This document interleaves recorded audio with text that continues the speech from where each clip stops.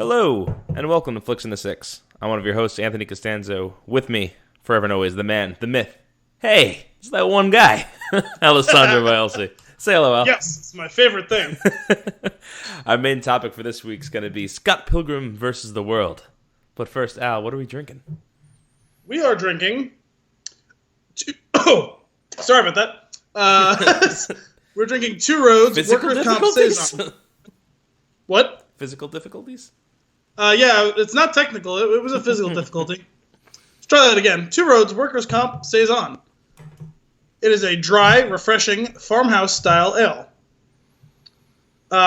Usually I like to read you guys some long-winded thing that's on the bottle and/or box, but this box had no such thing, so just this little blurb on the bottle then. Saisons were originally created to compensate Belgian farm workers. Give your taste buds a raise with this pale and refreshing Saison made with a blend of harvest grains, barley, wheat, oats, and rye. Here's to taking the road less traveled in life and in beer. It's like a sparkling white wine on the nose. A little bit. It is. I mean, it is very dry smelling, if that makes sense. I don't know if you saw, but for this fancy French, well, it's a French word, if not a French beer, is the return of Fancy Glass. Oh, nice. Fancy Glass is back. I love that. Yeah. This is the perfect type of beer for this glass, and it's a pretty looking beer. It's very pale. The carbonation's aggressive. Yeah, no, this style beer typically does have excellent head retention. In fact, shameless plug here, the Al's Ales Saison that you may have heard, those of you who've been listening the past couple of weeks, was struggling. I tried it this weekend, and it was pretty damn delicious, if I do say so myself. Where does it rate along lines of that amber, that delicious amber? I mean, it rates quite strongly, especially if you're a fan of the style. Sweet. Okay, cool. It's a pretty looking beer. It came out color very similar to how I wanted. I think I balanced it very well. It had an excellent head on that beer. If I do say so myself. Yeah, if I do say so myself. Yeah, I'm pretty Awesome. good. I thought it was pretty good. Yeah, I'm pretty good. What a jerk. Apparently, I'm not great at talking tonight. Cheers. Let's give this one a taste, shall we? Yeah, let's do it. No. Cheers. Hang on. I'm trying to find a good clink. There we go. Use the bottle. The bottle.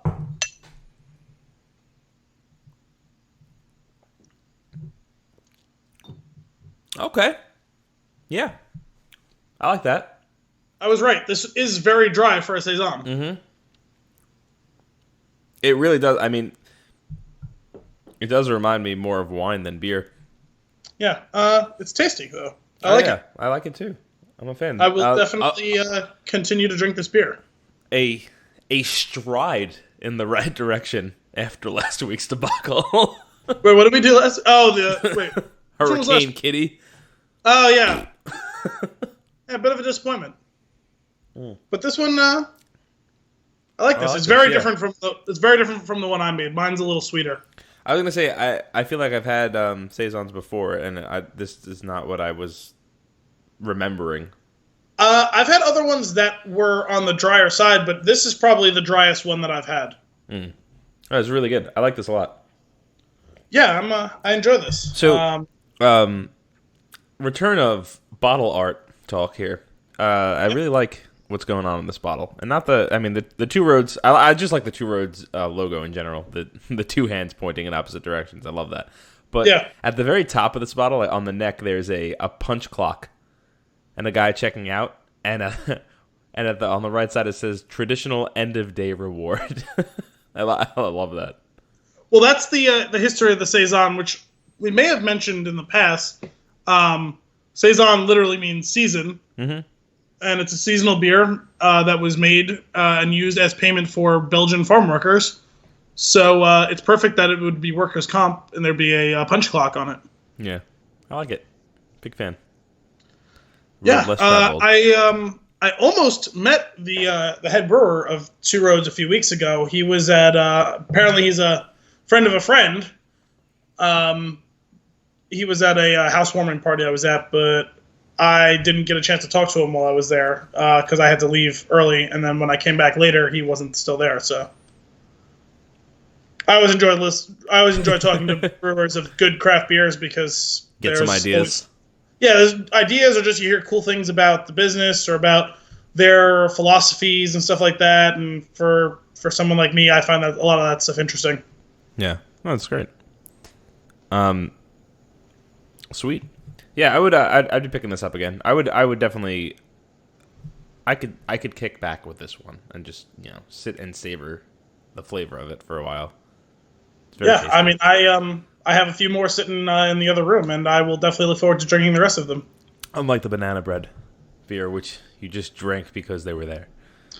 Yeah, there's still one more, I think, and that's unfortunate for you. I tried pawing it off on my brother, and he didn't seem all that interested. So, yeah, I was really hoping he'd take that off my hands. And peer pressure him into it. Yeah, just put it in a koozie and just open it. Here, cheers. I think actually I'm gonna have and then just go chug. I'm gonna have a bunch of people over for the fight this weekend, and maybe I'll see if I can slip that to someone at some point. Nice. Maybe this could be like the new icing. Instead of doing it with the Smirnoff Ice, you could do it with one of these banana. That's not a bad idea. And it could be like a more dry humor thing because it came from that side of the world. Oh, from like England. I was thinking something a little bit more subtle and sinister, like, "Oh, hey, could you grab me a beer? Oh yeah, do anything you want in particular? Oh no, surprise me." Well, I've got a surprise. I was hoping you'd say that. Awesome. I will admit that I have not kept up with the news since our last episode. Did you hear any more about this Robert Kirkman thing that we were talking about last time? No, and it's funny because this weekend, I want to say, it was Sunday. I was in the car with my brother. We were driving down to the beach, and I brought it up to him, and he had not heard about it at all. And he's as plugged into anything Walking Dead related as anyone because he reads the comics. Right. He watches like stuff like online, like people do, like fan theory type stuff similar to Game of Thrones or whatever. Okay. And he had no idea that this was a thing. So again, further driving home the point that it's really weird that no one's talking about this really big story. Yeah, very interesting. We'll have to check back in with it once we have more news. Well, it's going to be a slow unraveling story. This sort of lawsuit is not either that, or we're not going to hear about it again, and they're going to somehow bury it. We won't hear about it again until it either A, goes to court, or B, the settlement comes out. Right. Well, in that case, as far as other news goes, just a cheers to Jerry Lewis. Cheers. There was a movie that I saw when I was a kid with him. It's called Family Jewels, and I just fell in love with his humor in that movie. He was just so funny and so goofy. Yeah, it's funny. I know he's obviously very famous, but I'm not really familiar with his stuff, at least not off the top of my head. Maybe we should do we'll do a tribute episode at some point. Take some time over the next year, and we'll check in on his catalog, and we'll just do a little tribute episode down the road. Oh, he was the original Nutty Professor, it looks like. That's correct. Yeah, he's a real funny guy. Do you have any other news things that you wanted to discuss before we hop into our flick for this week? No, I don't think so. All right. So, moving right along to Scott Pilgrim versus the World. So this episode is something that Al and I have been talking about for a while, especially after Baby Driver, because I had never actually seen the movie. I think I saw I might have actually seen the tail end of it at one point, like at a house party or something along those lines. Like it was just on in the background. Yeah. But I never went out of my way to watch it. And a mistake. You to watch it for a long time. A mistake on my part, because as Al put it, like there's no reason you wouldn't adore this movie. And he was 100% correct. This movie was right up my alley, like to the point where it's like, oh, right, that movie they made for me. To the point where I was getting anxiety when you said you were finally sitting down to watch it, and I was like, is he going to like it? Well, what if he doesn't like it? This is going to change everything. And that was the last episode of Flix and the Six. Well, and like I've been bothering you to see this movie for a long time because I did think it was going to be right up your alley, and I know, especially when we led up to talking about Baby Driver, that you're like, oh yeah, I love everything that I've seen of Edgar Wright's, and I was like, oh, perfect. Here's an Edgar Wright movie you've never seen. Mm-hmm. That, like you said, on paper is like checks pretty much all the boxes of things that you're looking for. You, Anthony Costanzo, are looking for in a movie. Exactly, and boy, did it deliver. I had a blast watching this movie. It's funny because I hadn't seen it all the way through in several years, so I watched it again to refresh myself before this episode, and I was like, I hope this holds up, and it absolutely did. I gotta say, before we get into like the details of the film itself, Michael Cera is just hysterical. See, it's funny. I'm not actually a huge fan of his in general. I love him. He makes me laugh so easily. The first thing that I actually ever saw him in was Superbad, and I didn't really like him in it. I thought him and Jonah Hill together were really good. Like, they played off each other well and had good chemistry on screen, but I wasn't really a huge fan of him in general in that. And I saw him in something else, and I was like, yeah, he's just not doing it for me. But I did think he was perfect in this role. Yeah. And I didn't start to actually really enjoy him much until I watched Arrested Development. I think I'm actually a bigger fan of him as a younger George Michael. As George Michael than... What a great character. I think part of this is I've been actually rewatching Arrested Development. I'll throw it on while I'm cooking or something. Like that's been my background noise for the past couple of weeks. And just that show is perfect. I absolutely love it. It's absolutely perfect. And the reason I had started throwing that on was we were talking about this movie. I had ordered it while we were sitting at your house. Yeah, after we watched Dunkirk, that was great. Right, and it was like within 2 days, thank you Amazon, it was there, and I was like, this is. I found like just the right time. Like I sat down, I watched it, and I enjoyed every minute of it, and it was really great. But it is his delivery of his just.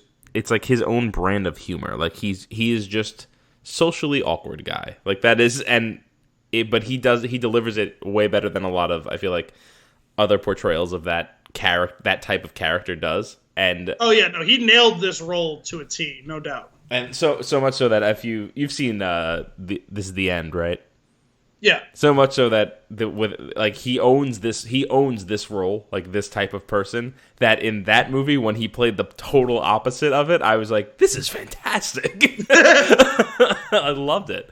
But yeah, as we mentioned, like this movie has everything for me. Like you got the music, the comic book themes, the video game themes, the sound bites that are played throughout the entire film, and like it's all done so well with such like great attention to detail. I mean, we talked about this with Baby Driver. Like every little thing that happens, like you should pay attention to it like a little closer, because there's just a lot of fun happening like in the scenery and around you the entire time.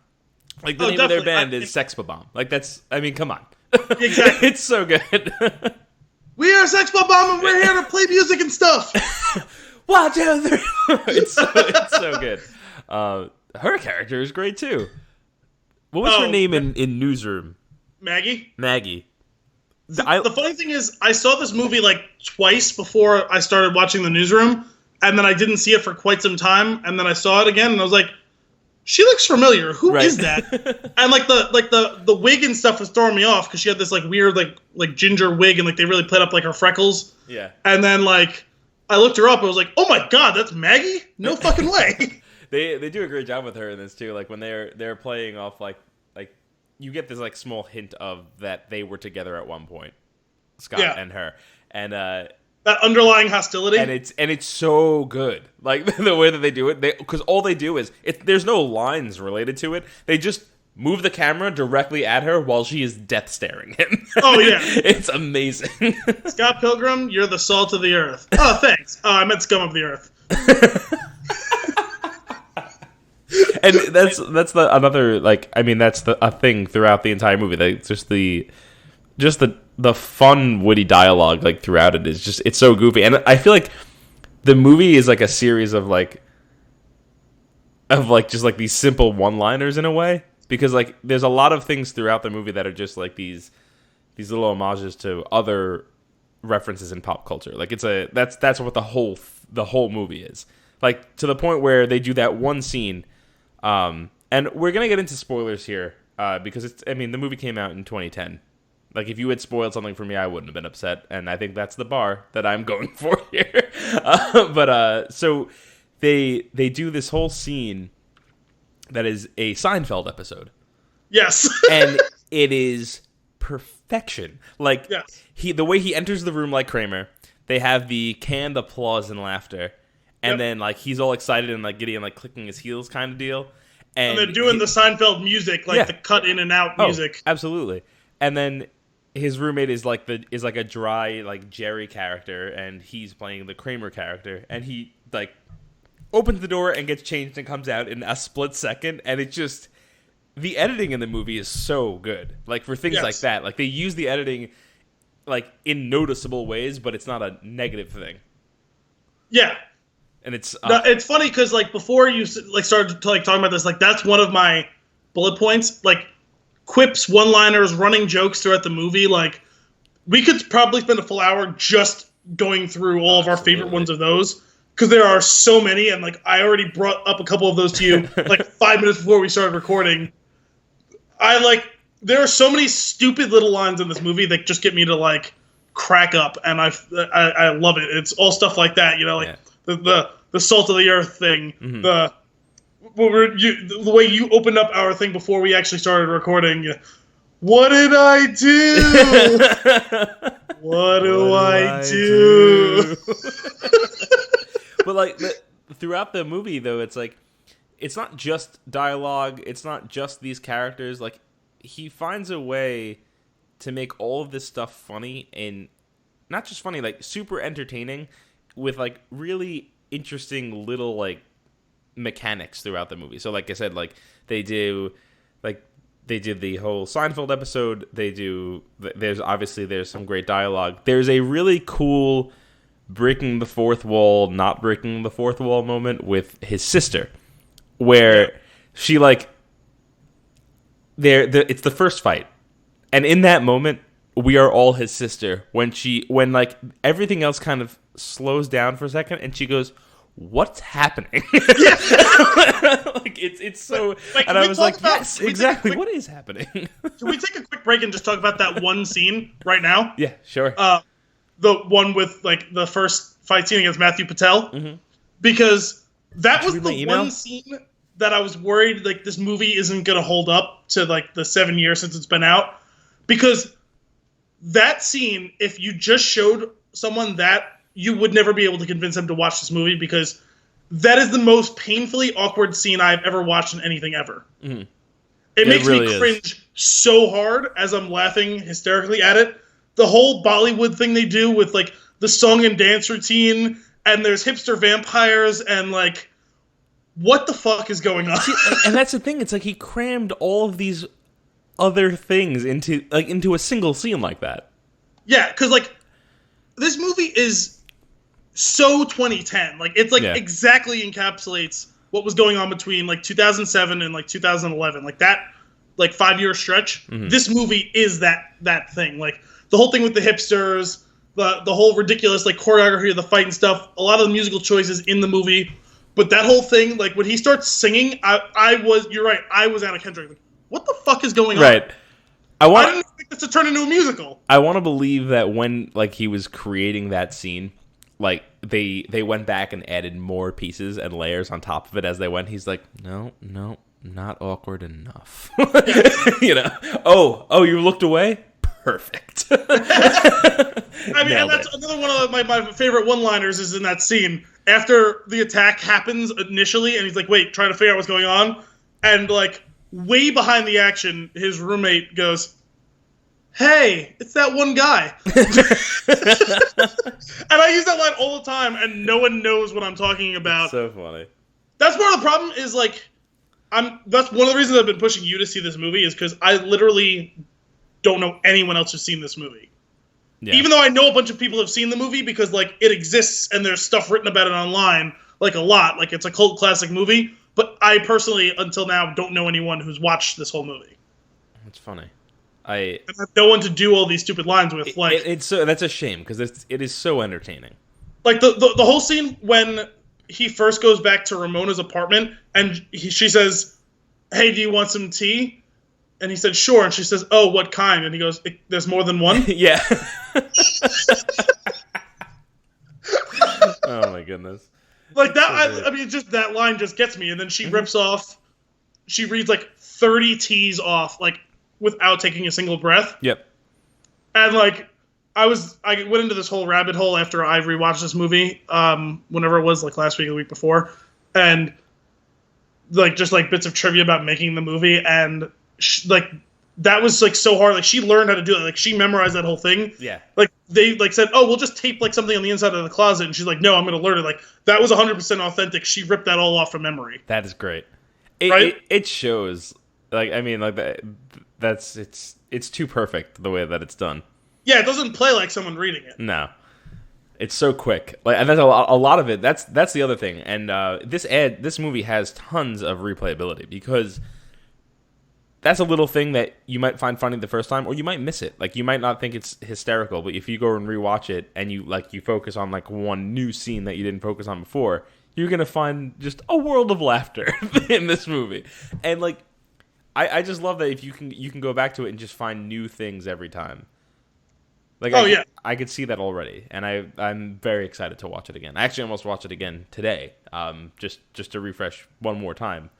Yeah, well, because I was like I said, I was reading that stuff, and there was bits of like pieces of like trivia and stuff like about like little Easter eggs in the movie that I was like, oh, like I missed that, or oh, I saw that, but I didn't realize what the relevance of it was. Mm-hmm. And it's like I kind of had the same thought, like, shit, I want to rewatch this again, like yeah, like it's just so fun. Like it's something as subtle as, I mean, it's very obvious and blatant, but like really early on, it's like the first scenes of the movie. Like he opens the door, and it's the chest opening sound in Zelda, and it's like that's funny. And then they did all sorts of like reward sounds like in like video games. I was gonna say something. That's the whole point. Like it like does travel that. sounds, stuff like that. Yeah, it's so awesome. Like it's like, oh, it's like that's funny, that's one. But then you're like, now you're paying attention for that. So like every little one that comes up later is like a little treat, a little nugget that's dropped in there. And I think another like thing that makes this movie so good, none of these things are overdone. No, they're all just perfectly placed or just perfectly done enough times, or like even just like the setup of like what seems like a funny one-liner and then it comes back as a running joke. In particular, when he's really distressed about, I don't remember exactly what had happened with Ramona, and he comes back and he's talking to his roommate, and the roommate says, I think you're gonna have to say it. And he says, what? And he says, the L word. Lesbians? No, love, Scott. Right. And then later she says something about she goes, I think it's going to take a little bit more than that. What? The L word. I'm in lesbians with you. Damn it. It's just like it's so funny. It's like it's almost like, stop, you're hurting me. Like, because like the doctor in Family Guy. Like, just enough with this shtick. It's just so funny. I'm not mad at all.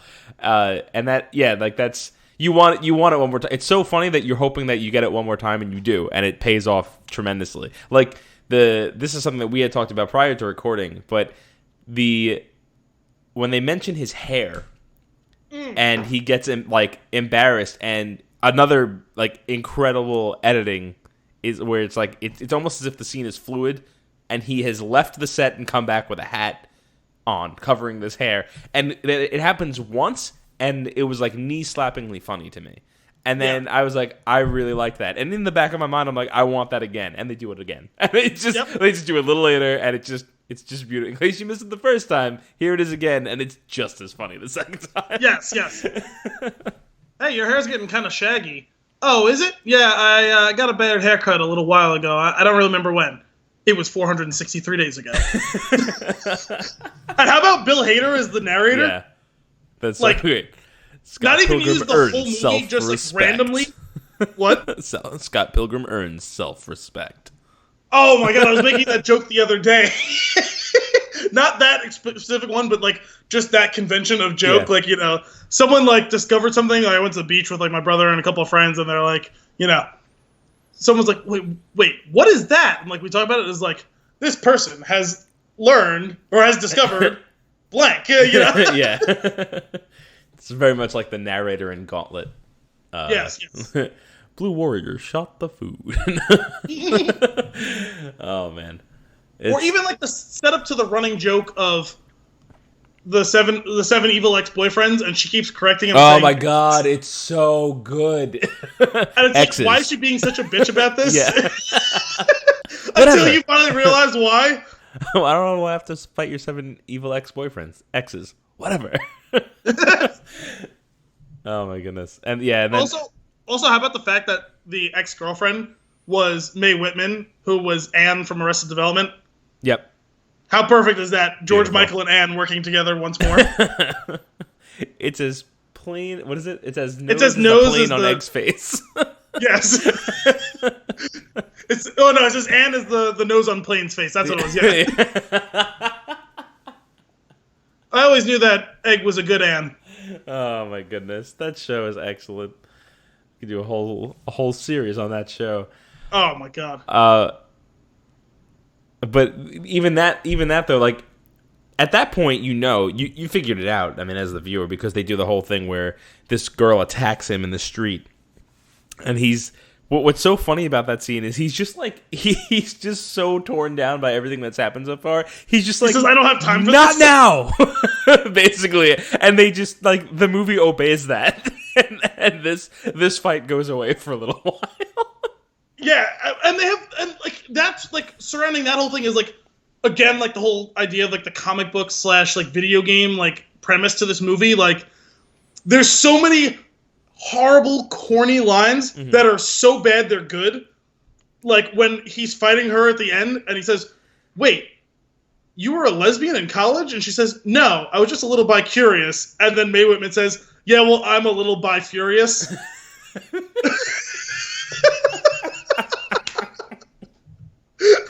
Oh my god, it's so good.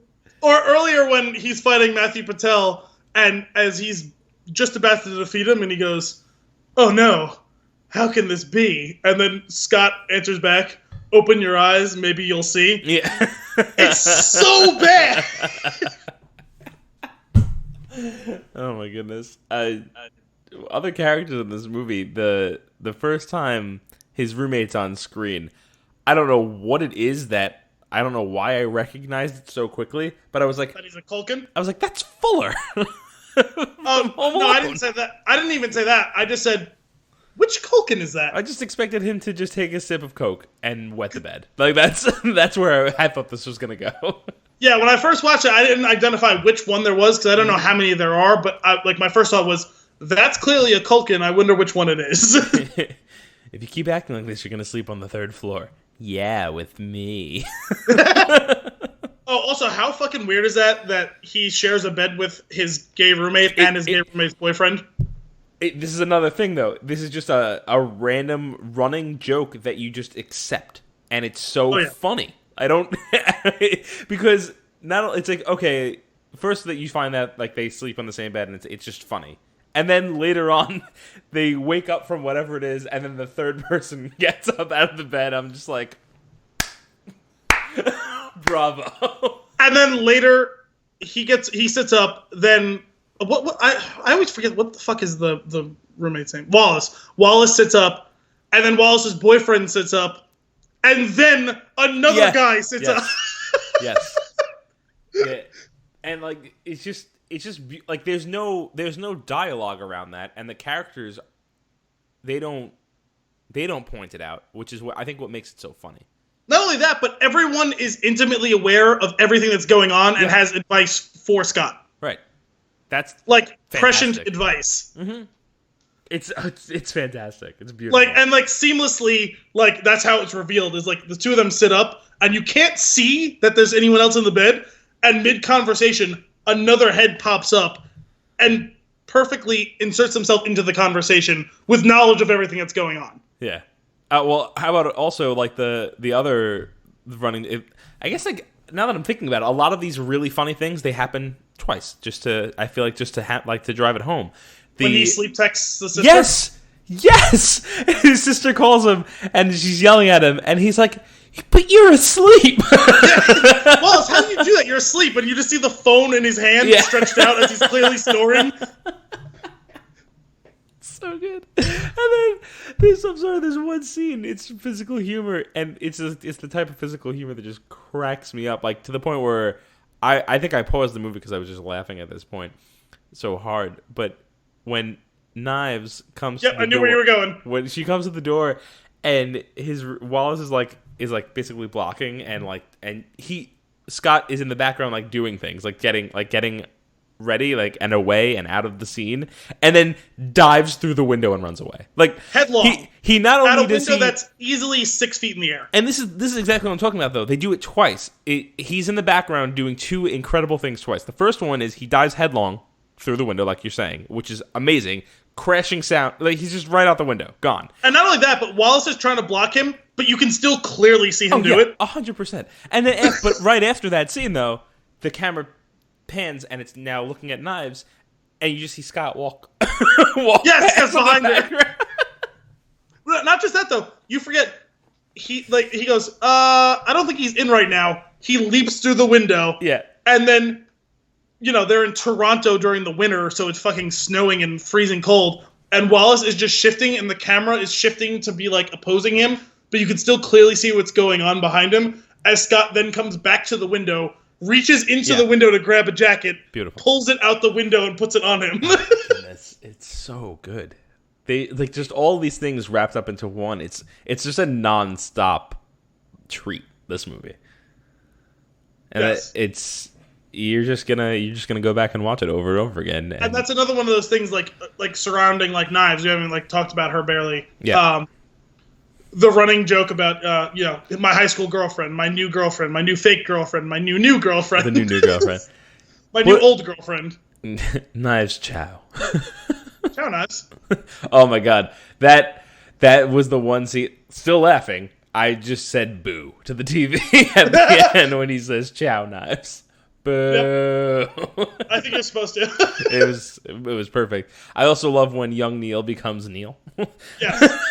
We shall call you Neil. Where it's like when they're signing the record deal, and Scott's like, "I'm not going to do it," and he's like quickly pops up with his bass behind him. I'll do it. Yep. And there's a million of those like quick cut things. Oh my god, I'm scanning through the TV right now. Scott Pilgrim vs. the World is on. I'm putting it on. Excellent. It'll obviously be muted, but I'll be watching it all. Oh wow, perfect setup here. It's when he's talking to Aubrey Plaza, who I forgot was in the movie. Yep. And she keeps saying fuck, and they keep putting a black box over her mouth, and they keep buzzing it out. Mm-hmm. And he goes, "How are you doing that with?" Oh my god. I almost forgot about the vegan. How could you forget? I almost forgot about him. But he was perfect for that fucking role. It was great. He has superpowers because he's vegan. Oh yeah, fill me in on this again. I'm just not getting it. Well, you know how they say you only use 10% of your brain? Well, the other 90% are filled in with curds and whey. By living a vegan lifestyle, our brains are more powerful, and we're able to use all these vegan powers. And then like the goofiness of he tricks him with the coffee, like with the creamer in the coffee. Yes. Oh my god. Like a simplified version of the Princess Bride thing with the poison. Yeah, not even because or maybe because there was cream in both cups. But which would have been. If they played that would have actually, I think that would have only made the scene better. Also, and that whole thing brought up, like, the first couple times I didn't even realize it, but like, there's the two vegan police. Yes. Were both like, it was like cameos. Clifton Collins Jr. and Tom Jane. Tom Jane, yeah. Tom Jane, another Arrested Development alum. Who was the other guy? Clifton Collins. He was in, most recently, he was in Westworld. Wow, I'm trying to remember what he looks like. I have to look this up real quick. Did you see Westworld? I saw 2 or 3 episodes of it. Then you might not have seen him. I don't think he was in it that early. He's been in a bunch of things. Oh yeah, this guy. He was in the Boondock Saints sequel, I think. Was he? I don't remember. I only saw the second one once. Either that or he just looks like that guy, which is also possible. Let's see. Oh no, yeah, he was in it. Yeah, he has a really great line in that movie, and it's really stupid, and it almost ruins the movie. But instead, I enjoy it, and it makes me laugh. Yeah, but Brandon Routh was that was a good solid little role as one of the exes, the vegan one. Yeah. Yeah. Oh my god, I'm watching this scene with all four of them in bed. Beautiful. And one of them is Anna Kendrick's boyfriend, right? Yes. Wallace, not again. Yeah. Yeah, when he's so blatantly like stealing him away from her during the first fight. Yes. Oh my goodness. Aubrey Plaza's character was really funny. Don't you fucking go near her! I swear to fucking God. Strange, but how are you doing that with your mouth? Yeah. Don't worry about it. Don't worry about it. And then what's her name does it later. What shit is her name? The one who plays his ex-girlfriend, Brie Larson. Yeah. Who I didn't realize that's who that was for quite some time. Oh really? Because the first time I saw this was before 21 Jump Street came out. And when I saw that, didn't realize it was the same actress. And went back and saw it later, and I was like, wait, that's her? I didn't even realize that. Now that you said that, I'm shocked. I didn't pick up on that. Yeah, that's Brie Larson. I didn't realize she was in 21 Jump Street. I knew she was in this. I knew she was in The League, right? Was she? I think she was. I don't remember her being. Look this one up now too. I think she was. She dated Pete for a small amount of time. I think it's only a couple of episodes or something. Oh. Yeah, she was in The League, and she was also in Room, which I didn't get to see yet. She won an Oscar for that, right? Yeah. Did she win? I think she won the Oscar for that. She did.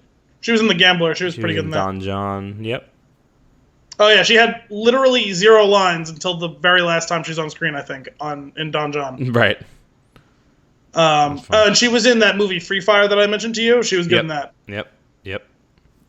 I still want to see that. You should definitely see it. Oh, and Kong. well, we saw that recently, and she's going to be Captain Marvel as well. Right. Yeah. Awesome. But and that, actually, it's funny. We're talking about her now and her role in Scott Pilgrim, and it reminded me of they play that song when they see her in concert because she's like the now famous singer songwriter or whatever, and that's a song by Metric, Black Sheep. But the thing is, I didn't know that was a real song. I just thought that was a song in this movie that this fake band was singing. Oh, that's funny. And then 2 years ago, I went to go see Imagine Dragons in concert, and Metric was opening for them, and I was like, that band name sounds familiar, but I don't know who they are. And they played a couple songs. I was like, oh, I know that song. Oh, I know that song too. And then they started playing Black Sheep, and I was like, wait, I recognize this song, and I don't know why. And they got into it, and I was like, what is happening? That's that song from Scott Pilgrim. That's a real song? I think they wrote it for the movie. That's awesome. Wait, they wrote it for the movie, you said? I think they did. I could be wrong on that, but I thought I remember seeing, after just rewatching this, I thought I remember seeing that Metric wrote that for the movie. Oh, interesting. I mean, I was familiar with the song just from having heard it on the radio and stuff. I didn't realize if that was the case. That's kind of awesome. I could be wrong, but I thought I remember seeing that. What about Chris Evans? See, I was waiting for that as well, because recently we were talking. I don't remember if it was in an episode or if it was just you and me talking, and you were like, yeah, not a fan of Chris Evans. Yeah. And I was like, please tell me if you still feel that way after seeing him in Scott Pilgrim. What are your thoughts about it? He nails it in this movie. Right? Because you're like, oh, I don't know. I just feel like he's kind of like he doesn't. I don't know, he's kind of douchey. He seems like self-involved, and that's exactly what he plays. And he completely riffs on that exact character. And it is hysterical, and the whole over the top action star And not only that they describe him that way, but then they also give you like the movie trailer. Mm-hmm. It's like, you're gonna hear 2 clicks. The first is me hanging up the phone. The next is my gun. It's like, whatever. I was like, just stop. And then on top of that, he's like a pro or semi-pro skateboarder. Yep. Right, and that is then utilized to take him down. Fantastic. They basically made him Vin Diesel circa 2002. Just like he was the Triple X character. Yes. Like, that's who he was, but like that was his real life character in the movie. That is awesome. I love it. Yeah, it was so great because like they're completely playing to that stereotype, and he just fucking nails it. And I was like, those are the things you were saying you felt about him in real life, and like I feel like that can't be who he is in real life, considering how well he nailed it when it's very obvious that they're like lampooning that type of actor. Right. That's awesome. Really well done. Just that. This is the whole like just basically daring him to grind down this railing. Oh, can you do one of those grind thingies? Like he's like it's covered in snow. He's like, there's girls watching. Done. That was all he had. That was all he had to say. It's awesome. Jason Schwartzman plays a really great dick in this movie. Phrasing. Also, Lana. We won't get into spoilers too much here in any way, shape, or form from this week's Game of Thrones. But how great was that conversation between the Hound and Tormund? So good About dicks. Just their whole. I was talking about this with a couple of my friends. Like we want that show. Like I want them living in a house, Road Rules style, or something like that. No, we just need a Game of Thrones spinoff where the two of them basically do a hedge night thing. The two of them just roll around the country, getting on each other's nerves, having hysterical conversations like that, and then just kicking ass and taking names. Yep. It's beautiful. I also, not to get too into Game of Thrones, but the whole love for Brienne that he has is just... Oh, it's the best. It's fantastic. It's so cheesy. Have little babies and they're going to take over the world. Yes. Or, I'm sorry, giant babies. Yes. Oh my goodness. But yeah, getting back to Jason Schwartzman, this was the only thing I had seen him in for like the longest time. Okay. And like, I would hear his name a lot, and I was like, this guy doesn't matter. Why does everyone know his name? And I didn't realize how wrong I was. Mm-hmm. That he was in like all of those Wes Anderson movies and other stuff too, I guess. Yeah. Yeah, and he was in Moonrise Kingdom was the last thing that I watched him in prior to this, and I don't know if you saw that one, but after that's a Wes Anderson one. Yeah, after I had watched Grand Budapest, I was like on the lookout, like when these things would be available, and I was just checking them out. It was another one that really I thought was really funny, but one of his roles that cracks me up is the goddamn Amazon commercials with him and Alec Baldwin. Yeah, they're amazing. Schwartzy. Get in the sidecar. Righto. The other day I saw him too. He was, I had forgotten, he's in like one episode of Parks and Rec. Is he? He's the curator of like the art house like movie place that they try and do like a government bailout for. And all the movies that they show are like really artsy, but they're all super depressing, or like they're documentaries and no one wants to see any of them. Okay. And he gets crazy excited about them, and like someone like asks and he's like, oh, it's a horribly depressing film. I remember that. Yeah, he was good in this though. I like I said, he played a dick really well. Yeah, no, definitely. And then you know what, that brings us to the battle fights, like the battle scenes. Oh yeah. Which is just over the top bananas, and again, just a tribute to like video game fighting sequences and health bars and power-ups and continues. The friggin' 1-up is amazing when he grabs it out of the sky. Bloop. Or how about, hey look, coins. Yeah. Isn't even enough to take the bus. Yeah. Every time he beats someone, there's just more coins. Oh my god. I like after he loses the fight, when he goes back to do it again, and he like realizes like the changes that he can make, and like he apologizes to Kim. Yeah. And basically just gains what does he gain in that one of them was like the power of self-respect. One of them was the power of forgiveness or something like that. This is so silly. It just works so well, and like I love it. You'll pay for your crimes against humanity. I love all of these pop culture references throughout the entire movie, and this is part of the reason why I'm extremely excited for Ready Player One. I loved the book because of that reason, and this basically captures that type of enjoyment that I will get. And it's just like having all these, just knowing that there's going to be so much to look at and rewatch and pick apart and find new things each time. Yeah. Very exciting. I'm watching. They're showing the when he fights Brandon Routh, and it's the bass battle. Oh yeah, there you go. Music. The music is great in this movie. Yes. Fantastic. I thought that was a cool concept the first time I saw this. I was like, what are they doing? And then they're showing like them playing and the notes are coming out and like they're going back and forth, and it's like, oh yeah, this movie totally came out like right when Guitar Hero was a thing. Mm-hmm. And it's like, that's exactly like what, like you're battling like, who's better at like just shredding on these fucking guitars right now. That brought me to another thing early on, when Knives goes to hang out with them for the first time when they're practicing, and he's like, I play bass, this guy's the talent, Kim's on drums, and like she sits down and she's like, what do you play? And he's like, Zelda, and he's just going through the video games. I was like, wow. I was like, just slow clap, like just well done. I love it. There's a lot of really good jokes like surrounding Knives. Because like there's the other one where it's like the second time that Ramona is meeting Knives when they're at the bar right before the concert. Like the scene was just on a couple of minutes ago. I saw it and I was like made a mental note to bring it up.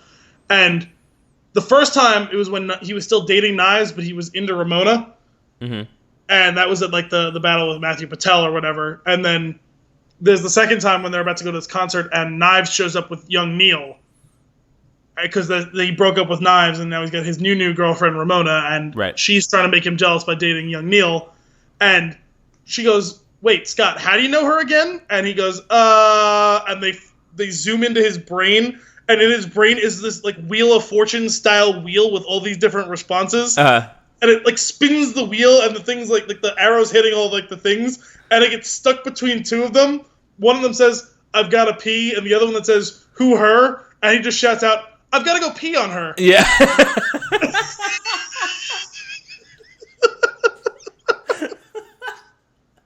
And he just turns and he like sprints away. Yeah, it's so funny. Oh man. Overall, I'm so glad that you pushed me to pick this movie up and watch it. I don't know what I was thinking. I know. I'm thinking like the two movies that I've really went to bat for you to go see that I was like, I can't believe you haven't seen them, are this and Cloud Atlas, and thankfully you've loved both of them. Yeah. So it's going to be heartbreaking if like there's a movie that I love that I want you to see. Yeah, let's see if you can go 3 for 3. Or vice versa. Because like for you it was Memento, and I'm loving that. Such a good movie. I love Memento. Christopher Nolan's my hero. I'm chasing this guy. Oh, no, he's chasing me. That's a great scene.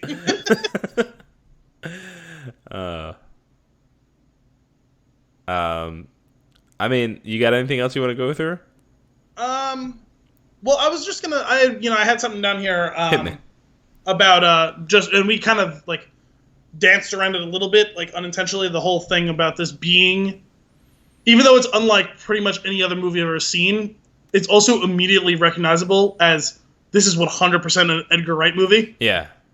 Like you were saying, the music and how, not in the same way that Baby Driver was, but just how important the music is to this movie. Right. Whether it be the bass battle or them playing the concerts. We should probably actually talk at least a little bit about like the concerts too, but like that sort of stuff. The quick cut things and the quick one-liners, like which is from the Three Cornettos, from Baby Driver, like that whole idea of this, just these quick Sorkin-esque like ripping off one-liners at each other and stuff like that. Yeah. this like checks like all the boxes that you kind of like expect there to be, with the exception of maybe, other than his work with Simon Pegg and Nick Frost and a couple of people who are in all of those movies, he doesn't seem to carry actors or actresses from one movie to another. Mm-hmm. Like we see with a Nolan and Michael Caine type of thing, and Tom Hardy. Right. Which I find odd, because most directors do bring, whether it be a big actor or a small one, usually do bring people from one movie to another. Well, I mean, like you said, he has those 3 where he carries people. Maybe but it's this different. is just working with new folks. It's different because those are a partnership that's gone back. Like those aren't just he's bringing an actor. Like they're like equal partners in those movies. You know what I mean? Right. I see what you're saying. Yeah. Because they both like they cut their teeth on that TV show Spaced. That was like a British TV show in like 2000. All of them didn't matter. Edgar Wright didn't matter yet. Simon Pegg, Nick Frost, none of them were anyone yet. Like so, like they've really gone on that ride together. Yeah, but maybe it's that like maybe he does. It could be that he doesn't want to make the same movie, and maybe that's his concern. Like if he brings these people along, that it'd be too similar. Or like if you really think about the movies that he's made and the different, like if you take this movie and you take Baby Driver and you put them next to each other, mm-hmm. I don't see characters from either in the other. What do you mean? I don't see actors that are in either of those movies in the other. Well, no, how it could work. Oh, you're saying how it could work? I don't see it. Okay, I mean, I guess that's. And I think fair. I don't know.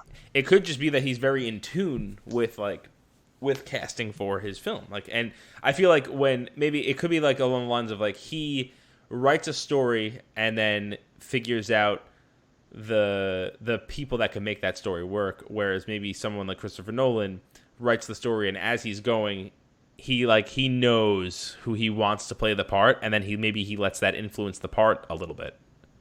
I suppose that's possible, but you also have to say a lot of the characters that he has carried from one movie to another kind of played a different range of things. Mm-hmm. Like Cillian Murphy has been in a whole bunch of his movies now. All 3 of the Batman movies, Inception, and now Dunkirk. He's played a completely different character. Mm-hmm.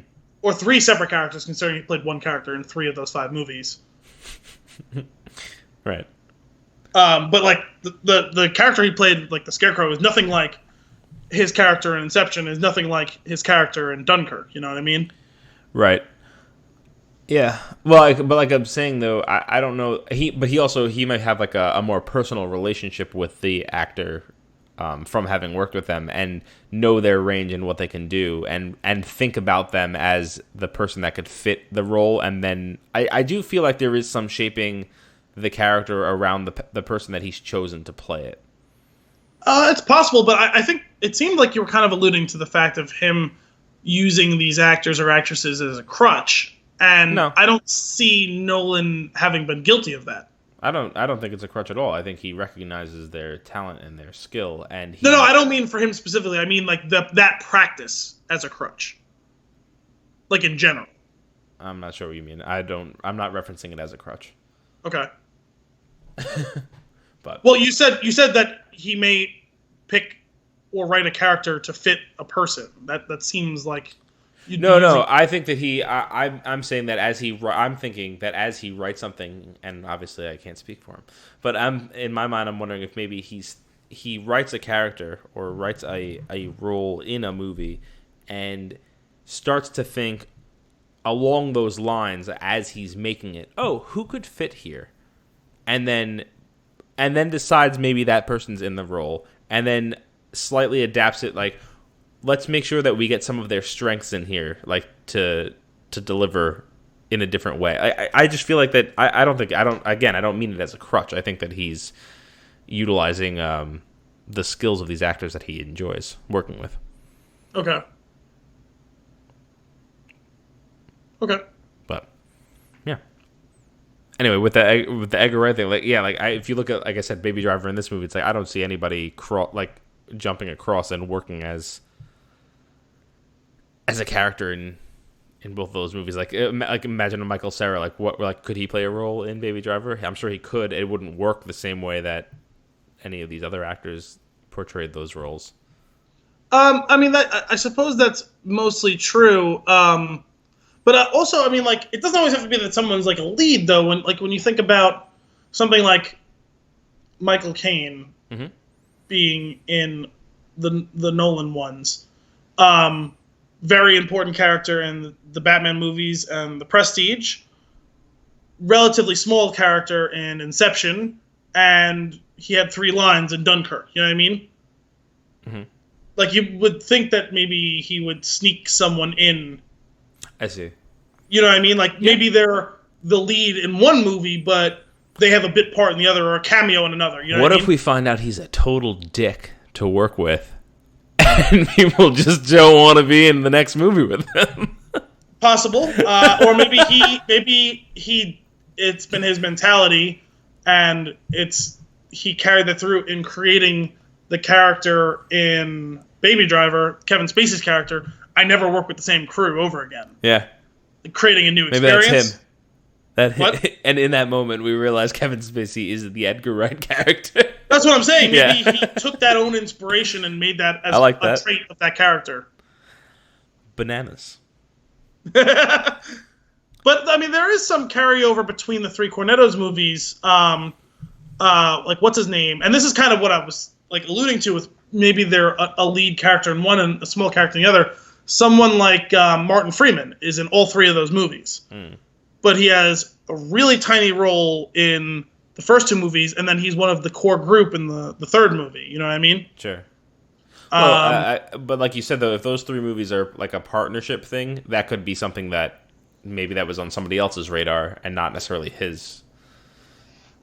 Well, but it's not just him, though, because it's exactly the same thing with, I think Eddie Marsan might be in all 3 of those as well. He's definitely in... Or maybe he wasn't in all 3 of those. I don't know. It's interesting, for sure. One of the Andys from Hot Fuzz is in the 3rd one as well. I don't think he was in the first movie at all. What is it? Another shtick that's just... Why are both of these guys named Andy? That's so great. Like, you know what? Let me paint myself into a corner with these 2 characters, and I'm gonna stay here for the whole movie. Andy. That's awesome. That just reminded me that I love that fucking scene in that movie when they're all swearing at each other, and one of the Andys is putting the fine in the swear box for the Andy, and then Nick Frost is putting the swear fines in for Simon Pegg. Leslie Tiller was fucking murdered, and he puts the dollar in. Thank you. These movies are so much fun. Right? They're just fun movies. Yeah. It's just pure entertainment. I want to, when this is over, I want to throw one on. Speaking of, what else you got? We basically haven't talked at all about Mary Elizabeth Winstead. Yeah. I gotta say, she's kind of annoying. Not like the actress or anything. The character is of Ramona bothers the hell out of me. Everybody else is super interesting to me. She's annoying. Well, it's funny because she's necessary. She's kind of a roller coaster in this, right? Yeah. Where early on she's just kind of a stone cold bitch, and she even says it later in the movie. I've dabbled in being a bitch. Mm-hmm. But she still has some funny, like, really, like, super dry when she's being funny, but she has some really funny lines in the movie, like, when he dreams about her before, like, he actually meets her, and he says, "What are you doing in my mind?" She goes, "Oh, there's a really convenient highway that goes between where I'm going and where you go, like, where I need to be and through your dream." And he's like, "What?" And she just roller skates out. Yeah. Or the line about the tea, you know. The tea was great. Yeah, I agree with that one. That was really funny. She had a couple funny lines later in the movie too. But that's what I'm saying, like, because like there was times where she was definitely a bitch, and then there was other times where like you're like, oh, like I think her heart's kind of mostly in the right place. You know what I mean? And like she just doesn't know how to deal with this. What the fuck situation is this type of deal? You just reminded me the rollerblading thing. When he orders the fucking package from Amazon. And then immediately throws it in the garbage? No. And then sits next to the door. waiting. And his roommate goes, "Are you waiting for the package that you just ordered? Because it's not going to come until like Tuesday." And then when he gets the package, just chucks it over his shoulder in the garbage. Beautiful. Can you sign this for me? Sure. He signs it and throws it and it lands perfectly in the garbage. Oh my goodness. But I ultimately liked that even though this movie is about her, it doesn't really give much for her to do. Yeah. It's weird. Yeah. Which That's why I say that I don't really like the character as a whole. It's like, honestly, like I don't get Scott's appeal, but it doesn't bother me. It just... Well, because there is kind of fun things here and there, and she's kind of like this taboo, like, girl next door type of thing that's, like, driving him nuts. But then you do see, like, they do have, like, chemistry at times where it's like, he's like, fuck, I really gotta go through this, and she's like, yeah, I'm really sorry about that. It is pretty shitty, and it's kind of a testament to the fact that I'm trying to change my life, and it keeps chasing me. Mm-hmm. Like, I thought that part of it was pretty relatable. Mm-hmm. And the fact that after all of that, she tries to do what she thinks is best for him and walk away and let him be with Knives. And he's like, but that's not what's best for me because that's not what I want. Yeah. And it's not what she wanted either, but she felt like after all she put him through that she wasn't worth the price that he had to pay. Mm-hmm. But just in general, I kind of like her as an actress, even though I haven't seen her in a ton of stuff. Yeah, I mean, I thought she was fine as an actress in the movie as well, but like the character doesn't actually have a lot of screen time. She has a lot of screen time, not a lot of lines per se. That's true. She's there most of the time. Yes. Yeah, but yeah, it's a lot. Like she is the reason for the events of the entire movie. Yes. And that reason is there on screen. Yeah. It's just a reminder of what this is about, this one over here. Well, that's what I'm saying. Like, this movie is about her, even though they don't actually give her much to do. It's very strange. But it's funny because, like, she was in... Do you watch Fargo? No. She was in the newest season of Fargo, which I hadn't got to watch as it was airing. But, like, a month ago, I just knocked all the episodes out. It was sitting on my DVR. And she was really good on that. I liked her a lot. Because, like, outside of that, it was this movie and it was that one Die Hard movie that she was in. And, like, I felt like I wanted to like her a lot, but, like you said, like, kind of they didn't give her a ton to do. What Die Hard movie was she in? The Live Free or Die Hard. She plays the one with Justin Long and Kevin Smith cameo and Timothy Olyphant before his Timothy Olyphant. What? What? What does that mean? Before Justified, before he actually mattered as an actor. I feel like I remember him prior to Live Free or Die Hard. I don't. Anyway. Okay. My memory of she was in that movie. Was she in it for very long? Yeah, she plays Bruce Willis's daughter. I don't remember how relevant the daughter was in that movie. Fairly relevant, especially in the second half of the movie when she gets kidnapped and they spend most of the rest of the movie trying to save her. And her and Justin Long develop a thing. Okay, I'm vaguely remembering it. I guess I have to watch this one again. To remember it. I like Not necessarily I have to watch Live Free or Die Hard again. I like the movie, but it's kind of a guilty pleasure movie. I can see that. It's not as good as... What? There was another one after that, wasn't there? Yeah, I didn't bother seeing that one. I saw about 15 minutes of it and I couldn't get into it. Hang on. I gotta see. I might own this. Give me a second. Gotta go to the wall. If it's worth anything, I definitely own this movie. A Good Day to Die Hard. That's the other one. That's the most recent one. Yeah. Yeah, I never had much desire to see that one. It checks out. I own it. Yeah, no, I kind of like this movie, whether or not it's a good movie. It's kind of just a big dumb action movie. It's not as good as Die Hard or Die Hard with a Vengeance. I've never actually... Die Hard with a Vengeance is so good. Right? It's so good. I never actually saw the second one. The second one's alright. It's whatever. The first and third That's where it's at. It's like 1, 3, 4, 2, 5. Oh, you know what he was in? I completely forgot about this. Timothy 3, Olyphant. 1, 4, 2, 5. He was in A Man Apart. What was that? Vin Diesel. It sounds familiar. I have to look this up. Vin Diesel's like a DEA agent or something like that, and they're trying to take down this drug kingpin, like in South America. I'm not certain I've seen it. I saw it a couple years ago. It came out in like 2003. It was a decent movie. It's worth a watch. Oh, that's what I remember him from. Gone in 60 Seconds. That movie is fantastic. Disagree. That movie is fantastic, and I will disown you as my cousin. That movie exists. No, that movie is fantastic.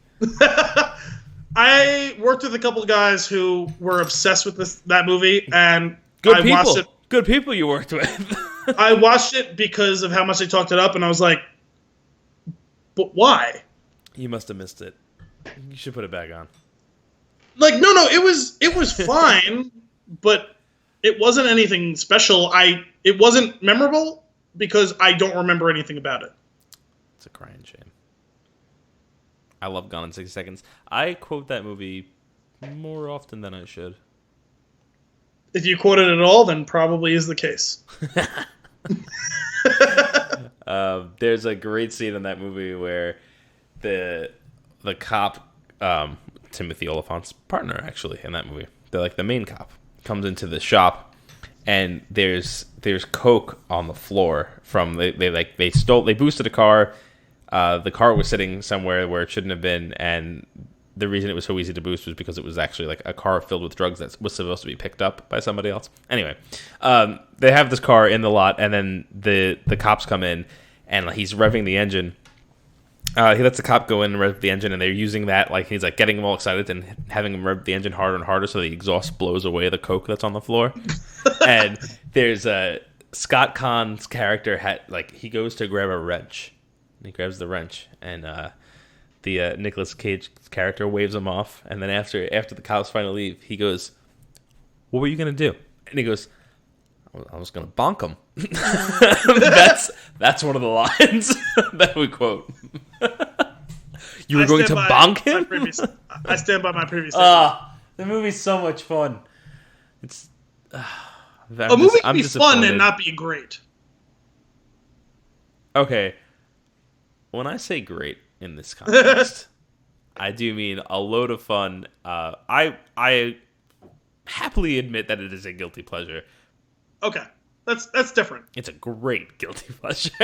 Okay, that's fair. I don't mean it's like a great film, like a Dunkirk. It certainly is not that. That's not where I'm going with it. It's so much fun though. That's a. As I was looking, like just scrolling back up the page that I was on with Timothy Olyphant, I forgot that he was in an episode of Archer, and I can't wait to watch that episode with you because you only watch Archer when you're watching it with me. Basically, yeah, that's pretty much how it works at this point. How good was that that Burt Reynolds episode? Oh my god, that show is so stupid. I love it. What aren't you getting? Oh, the core concept, I guess. That's great. Oh man, you got anything else on Scott Pilgrim? Are you familiar with the source material at all? Not at all. Yeah, neither am I. I know that there is source material that exists. I know that there is source material. Yes. Nailed it. Well, you know, sometimes like you watch a movie and it's like someone will be like, "Oh, that was based on this thing," and you're like, "Really?" Yeah. So I know that it exists, but I have never read any of it. I'm curious if the comic would have has these types of cultural references throughout. Oh, I think it does. I think that's the point. Okay. I wasn't sure. I mean, there's parts of it that could easily be the basis for a comic, and then I wasn't sure if the rest of it was in the comic or if it was, or if it's like just an addition from Edgar Wright. Like I don't know because I had never seen or read any of them. No, if I understand correctly, I think the whole idea of the comic book being, or the story being video game-esque, I think is something that carries over from the comic. Is it a series, or is it like a graphic novel? Or a set of graphic novels? Do you know? I want to say it might be a couple of graphic novels. Okay. But That's I'm not entirely sure. I kind of figured. Cool. I'm watching them play one of the shows, and it's like at the end when he goes to the Chaos Theater, and I'm realizing that I remember we didn't mention it, and it's ridiculous when they do that first battle of the bands, when it ends up with them fighting Matthew Patel. That other band that comes on that they're listening to, and he goes, they have the most ridiculous song titles, right? Oh, yeah, they're like 3 seconds. Yeah, he goes, we're about to play, whatever. And they just go, ah! Yeah. Thank you. Yeah. And then his roommate's heckling them from the balcony. Yes. This one goes out to the guy on the balcony. It's called I Hate You. Is that what it was? I don't even... I might have had the line like wrong. That, but... And I love that scene. And actually, that's another one, two separate scenes here, but there's where he's...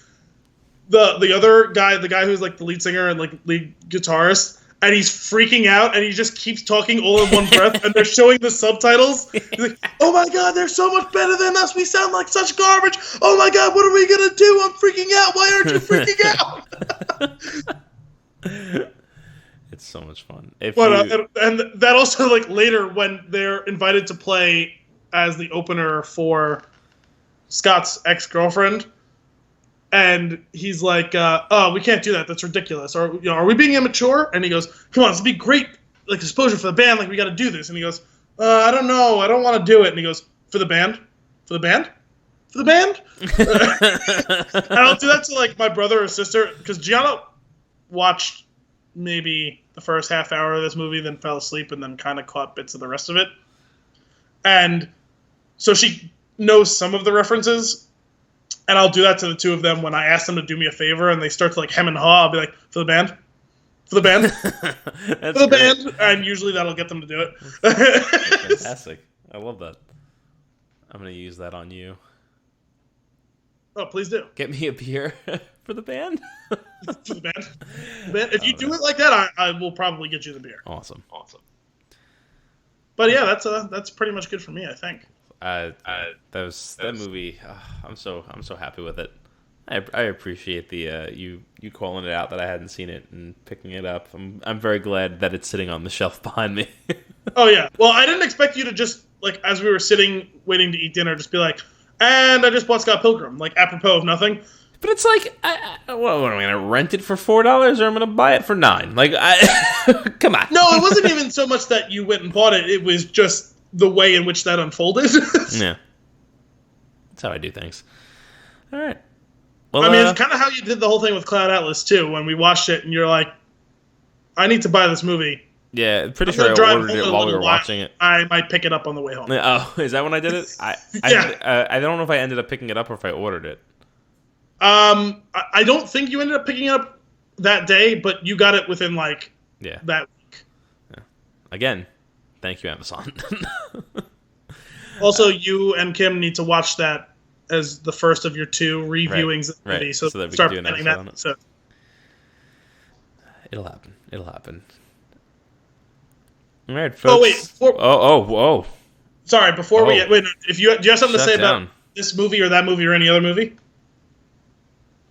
So help you God. No. Well, I just want to make sure I didn't cut off something. Oh, good. An idea was brought up to me, and I figured we could talk about it here for 2 seconds and probably more after we sign off. But yes, 2 seconds here, more seconds later. Fact. It was recently brought up to me. It was brought up to me like 2 days ago by a friend of the podcast, Alex Firestone, that he would be interested, and I would hope other of our listeners would also be interested in us possibly creating an untapped account for Flix and a Six. I said that. I don't recall this. I said this months ago. That's probably why I don't recall it. Oh my goodness.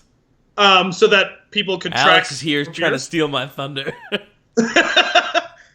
So that we could track our beers, and anyone who's interested in drinking our beers and doesn't want to have to look through and pour through our episode guide to find out what we drank. Yeah, no, I think it's a great idea. I don't remember you bringing this up. It might be the best idea. Let's not get ahead of ourselves. Yeah, we should. We can get on that. I think that's a good addition. So that's it for this week's Flix and a Six. Check out spinchoon.com each week for new content. And thanks for tuning in. Until next time, cheers.